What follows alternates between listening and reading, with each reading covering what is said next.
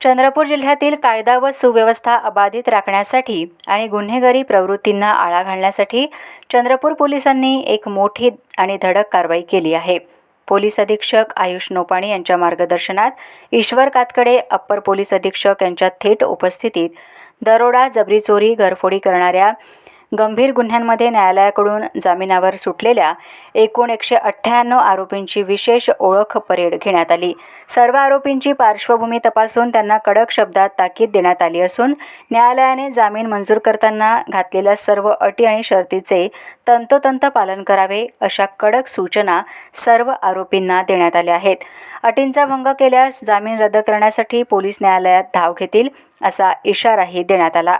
या परेड दरम्यान ज्या जामीनप्राप्त आरोपींवर यापूर्वी कोणतीही प्रतिबंधक कारवाई करण्यात आली नव्हती अशा सर्व आरोपींची यादी तयार करून त्यांच्यावर तातडीने प्रतिबंधक कायदेशीर कारवाई करण्यात आली आहे, जेणेकरून ते भविष्यात पुन्हा कोणताही गुन्हा करणार नाहीत.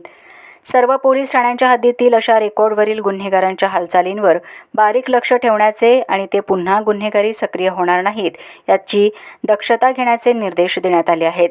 चंद्रपूर जिल्ह्यात शांतता व सुव्यवस्था राखणे ही आमची सर्वोच्च प्राथमिकता आहे. गंभीर गुन्हे करून जामिनावर बाहेर आलेल्या आरोपींच्या हालचालींवर पोलिसांचे कडक लक्ष असेल. नागरिकांच्या सुरक्षिततेशी कोणत्याही प्रकारची तडजोड केली जाणार नाही आणि कायद्याचे उल्लंघन करणाऱ्यांवर कठोर कायदेशीर कारवाई केली जाईल अशा सूचना जामिनावर सुटलेल्या आरोपींना देण्यात आल्या आहेत.